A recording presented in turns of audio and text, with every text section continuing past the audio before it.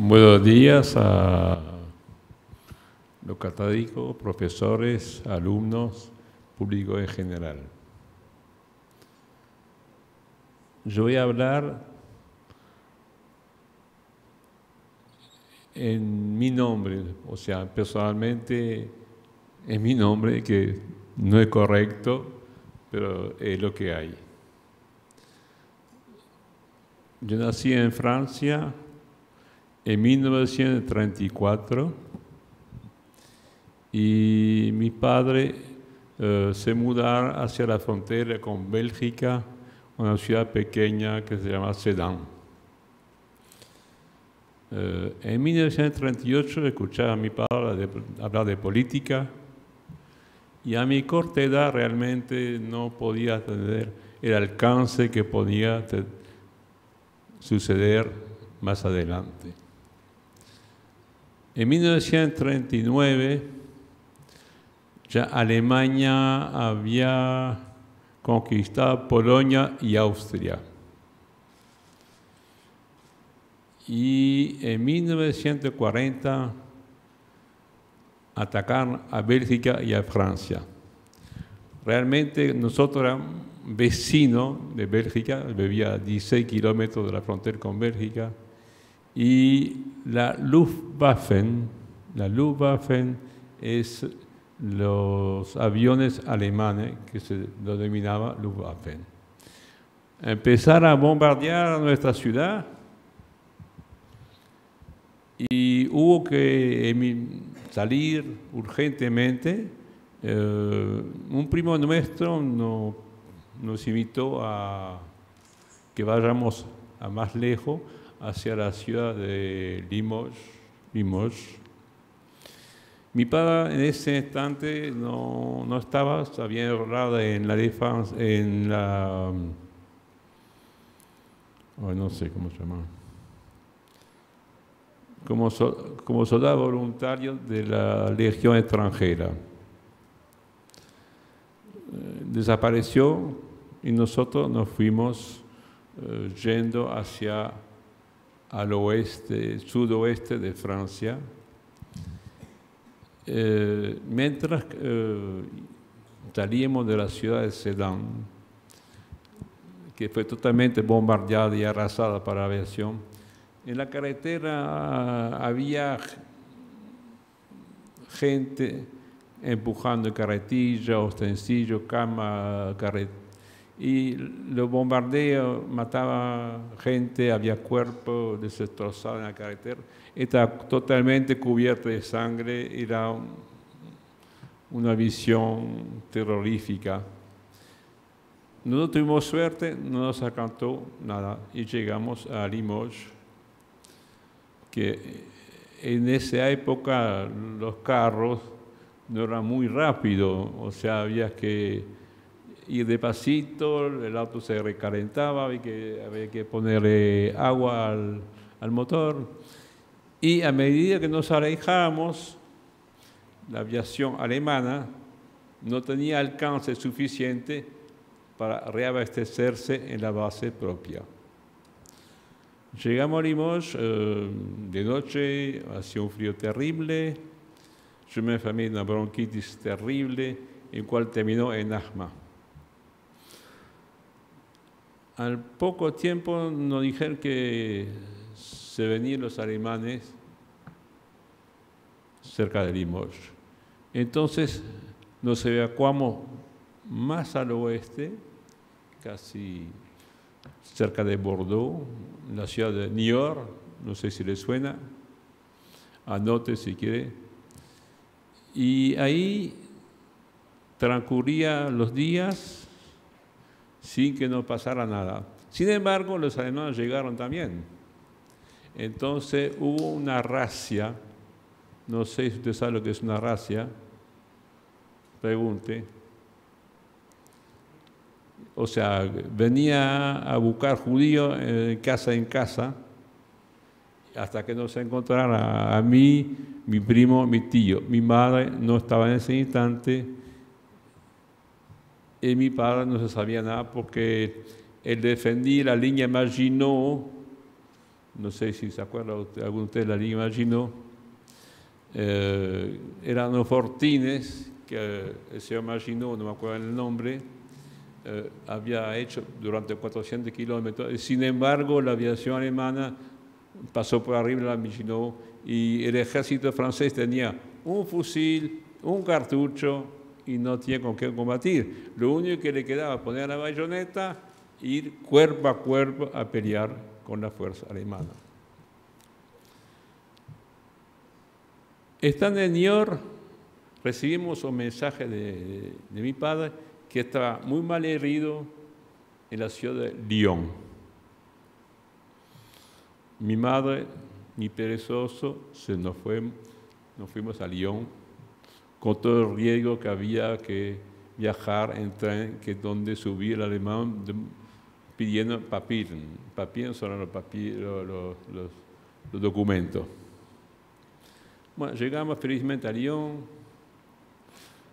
entramos al hospital, encontramos a mi padre bastante mal herido y sin embargo mi mamá con mucho coraje lo vistió de civil, guardó el uniforme de militar, lo guardó en una bolsa y nos fuimos a buscar un alojamiento. Un alojamiento era un cuarto piso, un techo a dos aguas, donde filtraba el agua, el frío era... No había baño, no había agua, no había nada. La necesidad se hacía, discúlpeme, en un balde y se bajaba al cuarto piso a tirar en el retrete.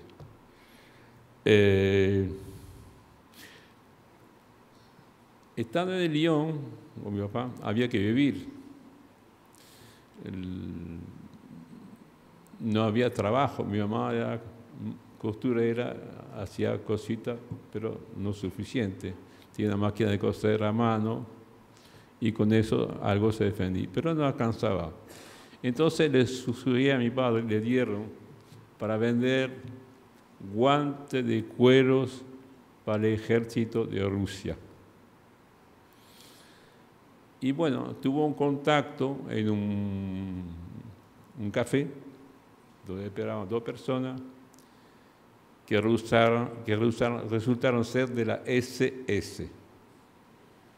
Lo capturaron, lo llevaron a nuestra casa, lo empezaron a golpear para que dijeran dónde estaban esos famosos guantes que iba para Rusia. Mi papá no dijo nada. Yo en ese instante lo único que atinar era morder la mano de uno de los soldados. No era Suárez, ¿no? No confundo. Fue el primero en morder de repente. Y bueno, de un golpe me tiró para abajo y no pudo reaccionar más. Lo llevaron, lo torturaron, dice, saltaron con los pies de calzo sobre el hierro roto, sobre una pala, le sacaron todos los dientes, le rompieron todas las costillas, en fin.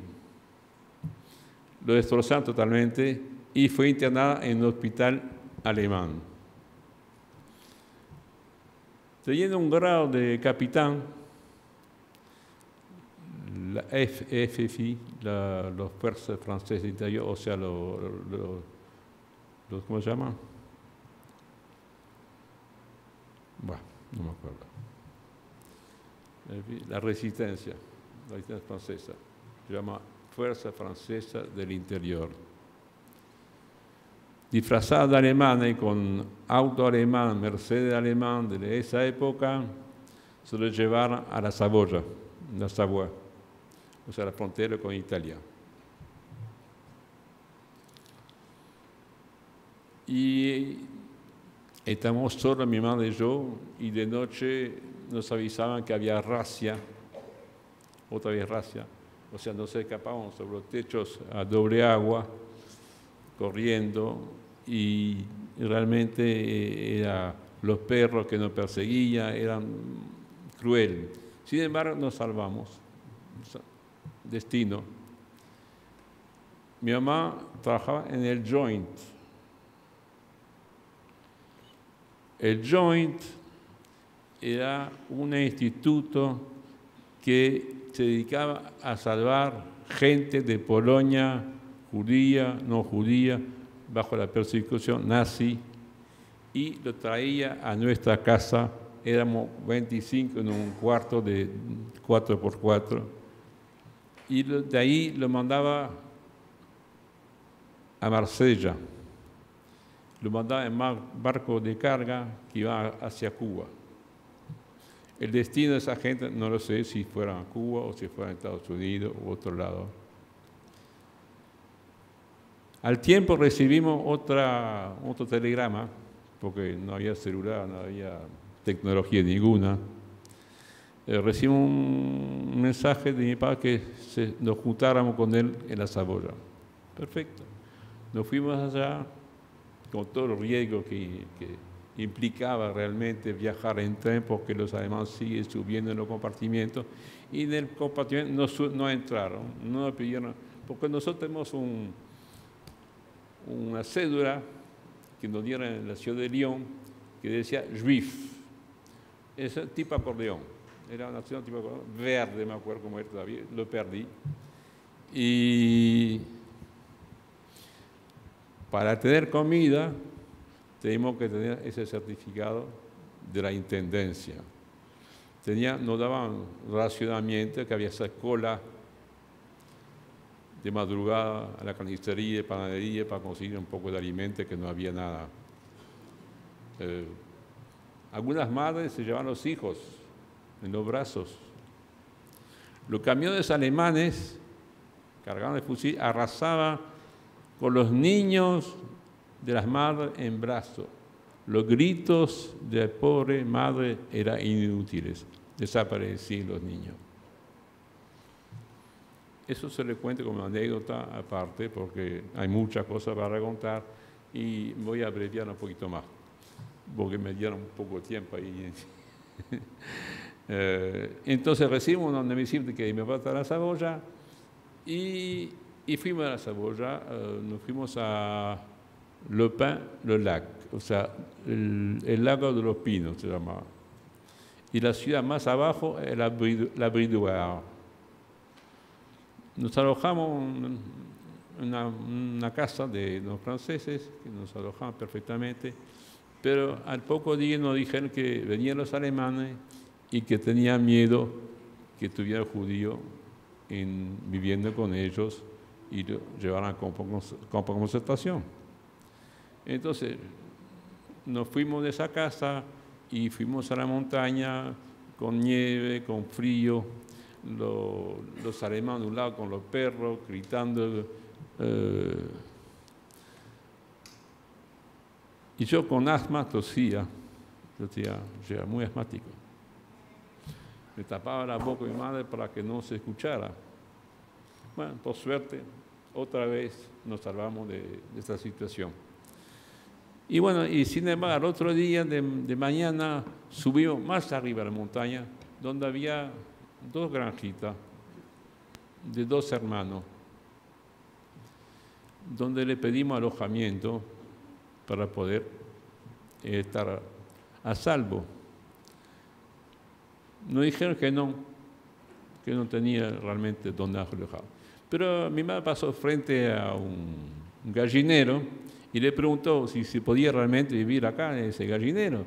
Sí, perfectamente. Dijeron, sacamos la gallina, tiramos 3 camas de paja, y ahí nos acostamos, no tenemos luz, agua, pero los franceses se portaron bien, no caímos en simpáticos, de mañana traían huevo, un poco de pan de campo, un poco de tocino, y eso nos alimentaba. Mi padre, como era capitán, lógicamente, se fue más arriba todavía de la montaña, al total de la montaña, de un monte, donde empezaron a formarse grupos de ataque. Mi madre, como costurera, fabricaba los brazaletes de la FFI, o sea, de la resistencia. Yo, como era un niño de 9 años, un poquito más, me encargaba de distribuir estos famosos brazaletes, que al final quedé como correo de un campo a otro. O sea, tenía que atravesar 5 kilómetros de bosque a otro lado, corriendo de noche, sintiendo la rama seca que me rompí la pierna y los perros gritando lejos. Y sin embargo yo corría, parece que era interminable. Era como Tom Hanks. Y bueno, y ahí nosotros no teníamos comunicación, o sea, el Morse de esa época, los alemanes con los tanques tenían radares donde captaba la emisión de donde salía el comunicado. Entonces aplicamos un sistema más antiguo, la radio a galena. ¿Algunos saben lo que es radio a galena? No, voy a explicar. La radio a galena era un carbón que no un pincho, un carbón que captaba la BBC de Londres, que nos indicaba lo que iba a pasar. O sea, era todo en sistema, ¿cómo se dice? El sistema, bueno, un sistema que la gente no podía reconocer, o sea, decir que mañana va a parir la oveja blanca, quiere decir que mañana recibimos armamento por caída de Inglaterra y nosotros recibimos el armamento. Bueno, con ese armamento empezamos a atacar los cuarteles, yo con mi padre y otros, unos cuantos compañeros que ya no están. Atacamos los cuarteles, atacamos los trenes, hacemos de carrera los trenes, matábamos en la oscuridad y cuando los alemanes salían en números más grandes, nosotros nos escapábamos en la sombra y desaparecíamos.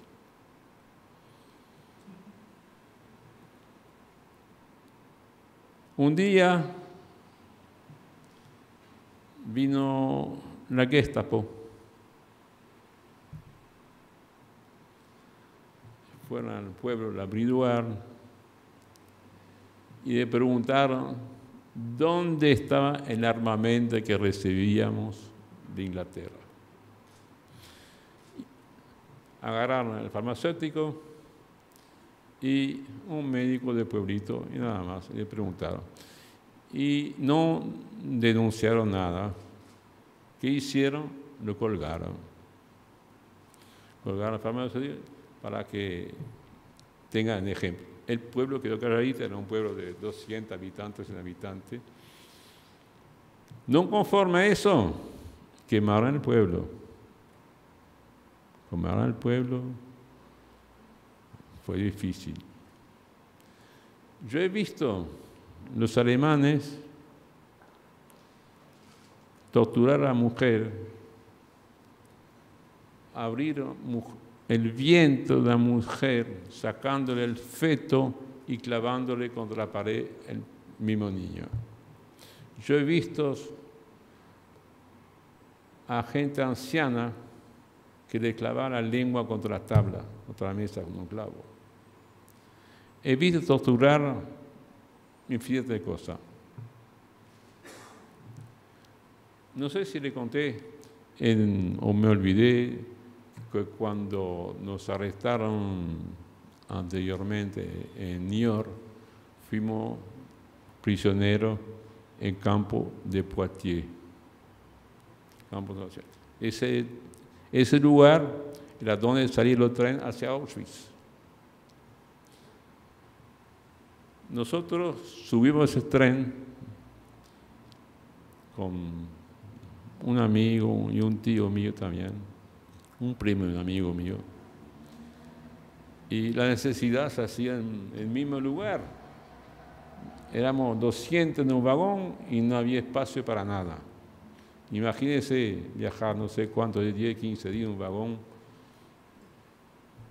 sin necesidad, sin agua, y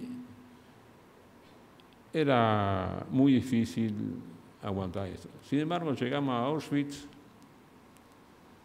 entramos en Auschwitz, eso era en 43. A mí me encargaron de agarrar los cadáveres en una carretilla y ponerlos en los hornos. Imagínense a mi corta edad, 9 años, pero no era nada fácil. Entonces decidimos huir del campo de concentración. Acabamos el primer alambrado que había para llegar al tren que traía gente de Francia hacia Auschwitz. Nos escapamos, nos pusimos en el tren, debajo de los rieles, nos agarramos de los andenes, lo que podíamos hacer, y cruzamos Polonia, Alemania, Bélgica, Francia. Comíamos suela de zapato, muy rico, se lo recomiendo. Comíamos esa suela de zapato porque no había lo que comer. Encontramos basura y eso se comía, no había problema. Hoy soy más delicado, como más fino. Y bueno, esto es la anécdota que pasó cuando yo fui en Auschwitz y volví a Niort, y de Niort a Poitiers, de Poitiers a la frontera con Italia, y ahí donde peleamos durante 1 año y medio, 18 meses, peleamos muy duro, donde pasó todos esos accidentes de muerte. Nosotros hacíamos de carrera los trenes, robamos el armamento, hacíamos lo posible para agrandar los campos, y yo seguía haciendo el correo de un campo a otro. Siempre corría, no sé qué me pasaba, me pusieron un motor atrás. Bueno, hasta que llegó el desembarco de los americanos en el 44 en Dunkerque, y nosotros fuimos los responsables en ayudar la fuerza americana a ocupar Francia. Gracias a los franceses partisanos, los americanos pudieron desalojar a los alemanes hasta que llegó el año 45, que fue la rendición de los alemanes. Todo eso lo estoy abreviando porque es muy largo contar en media hora, 20 minutos, no sé cuánto me dio ahora, una historia de 5 años. Bueno, cuando nos enteramos que era muy difícil enterarse también, que habían llegado los americanos y que el desembarque y que la guerra de las Ardenas, donde vivimos nosotros.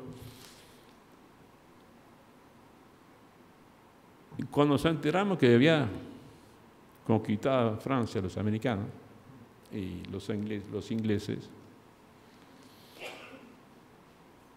nosotros nos abrazamos, mi padre y yo, finalmente, no haber nunca más guerra. Lamento, siguió. Nos abrazamos los tres, y lo primero que nos surgió decir a los paisanos que nos albergaron, que éramos judíos. ¿Judíos ustedes? Ustedes no son judíos. Sí, somos judíos. No, dice, los judíos tienen cuernos. Esa es la historia de antes, o sea, no había conocimiento ninguno. Era gente pobre que no habían salido nunca de la granja y realmente no sabía nada. Bueno, ahí mis padres volvieron a Sedan,